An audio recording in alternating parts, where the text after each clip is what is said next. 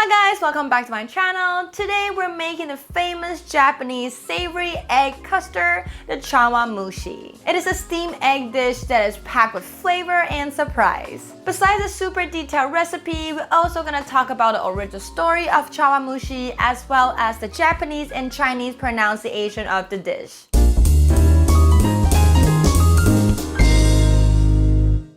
Hi new friends, this is Erica here. I'm a Taiwanese citizen currently living in America. Cooking and traveling is my passion, so I'm here to share with you my favorite Asian recipes. On top of that, I also make videos talking about food knowledge and the nutrition benefit of the dish on this channel. So if that interests you, please subscribe and keep watching.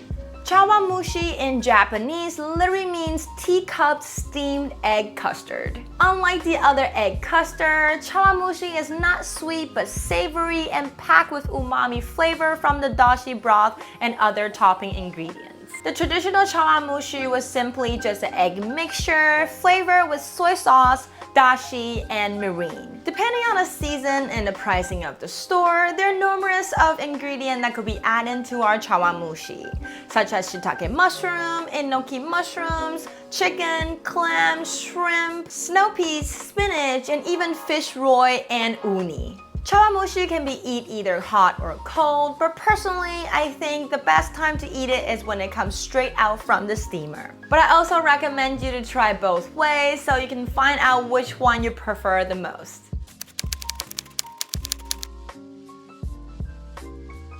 Chawan Mushi was first documented in the Shokoku policy period. After the 16th century, Japanese trade with China was limited to the port of Nagasaki. So there is a significant amount of Chinese staying in the area. To facilitate the management, in 1689, Nagasaki's first Chinatown was founded. Within the next 10 years, the Chinese way of dining around the round table with shared dishes in the center has overturned Japanese original eating pattern of one meal per person in Nagasaki area, which was not only popular among the Chinese population, but also the local Japanese. According to the Japanese Chawan Mushi Association, yeah, this is how important this dish is in Japan. They have their own association for the dish. The Chawan Mushi was the most popular dish that people order in the Chinatown. It is said that a lord from Shikoku area named Yoshida Sokichi Nobutake came to Nagasaki and fell in love with the Chinese steamed egg.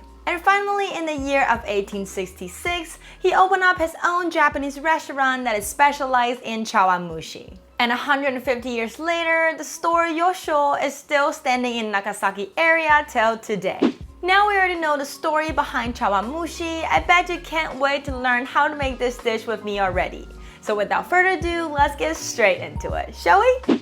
The first thing we need to do is sear our chicken thigh skin. Take out a flat pan and put the chicken thigh skin side down in the pan. Turn the heat up to medium and sear it for around 6 minutes or more to crisp up the skin and force out the excess oil. A lot of restaurants will serve the skinless chicken in their Chawan Mushi, but I think that's such a waste because the chicken skin literally has so much flavor in it. The reason why we're searing our chicken skin first is not to cook through the chicken, but to create a more savory, flavorful, and crispy texture to the skin. The steamed chicken skin will have a greasy and rubbery texture to it. So either take off the skin before you steam it, or you can sear the chicken skin like what we're doing today. That will solve the problem. Keep your eyes on the chicken, and when the skin turns golden brown, put it on a paper towel and suck out all the excess oil on it. Then put it onto a cutting board and cut it into small bite pieces. For the seasoning of the chicken, we'll marinate it with some soy sauce for 5 to 10 minutes. While we're waiting right now, we'll prep the rest of the ingredients. Blanch the spinach with some olive oil in the water for 30 seconds. We'll keep its green color and cook it through. And then cut it into bite pieces. Next, slice the carrot into slices and blanch it for a few minutes until it's softened up. Cut your shiitake mushroom like this and create the cross shape on top for decoration. I can't find the shiitake mushroom in my Asian supermarket this week, so I got the baby Bella instead. But like I said earlier, you can really put in anything that you want into your Chawan Mushi, but traditionally in Japan, they most likely will use the shiitake mushroom.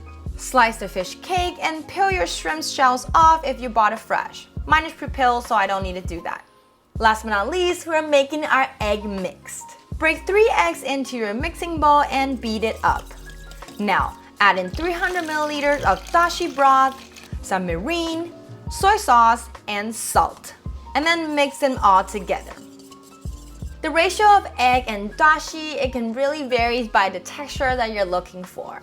Some people recommend 1 to 1.5 for the egg and dashi ratio, and some people even recommend 1 to 3. Just remember, the more dashi you add into the egg mix, the softer the egg will be. This 1 to 2 ratio is my personal favorite. The eggs will turn out like a super soft pudding that you can easily scoop up, but it will melt in your mouth right away. When that's done, get another bowl and sieve the mixture twice to make it extra silky. And now we can assemble our Chawan Mushi. Put a chicken on the bottom of the bowl and layer up with spinach, fish cake, and Shimeji mushrooms. And then add in your egg mix and put in your Shitake mushroom, shrimp, carrots, and some more spinach or whatever you have prepared. And the last step of this recipe is to steam it. Heat up your steamer till you can see the steam is coming out, and then put your chawanmushi in with the gloves to prevent your hands from burning. Then cover it up entirely and turn the heat to high and let it heat up for 30 seconds. When the steam has filled up the whole steamer, turn the heat to medium-low and use a chopstick to keep the lid unsealed. The reason why we're doing this is to prevent the steamer to get too hot and it will start boiling your egg mix. The bubbling will ruin the texture of the egg and create air bubble in it, and it also might ruin your decoration masterpiece. Set a timer for 10 minutes to steam the chawanmushi, and when the time is up, turn off the heat and take out the chopsticks. Let the chawanmushi stay in the steamer for another 3 minutes to cool off. And it is the moment of truth. Voila! The Japanese chawanmushi is ready. Wow, look at this, how beautiful it turns out. If you're not sure if the eggs is ready or not, you can shake the bowl gently to make sure. A good cup of chawanmushi has a complex flavor. There's a balance of sweetness and saltiness from the different components. The texture of the eggs is smooth and silky, while the meat and vegetable lend a contrasting mouthfeel to the dish. And there's also juice from the broth that makes each bite utterly satisfying and surprising. You can always make extra and keep it in the fridge and re-steam it before serving or even eat it cold. I also like to steam it in a glass jar to let my husband bring it to work. Now while we're enjoying our chawanmushi together, actually I just finished it, but let's learn some Chinese, shall we?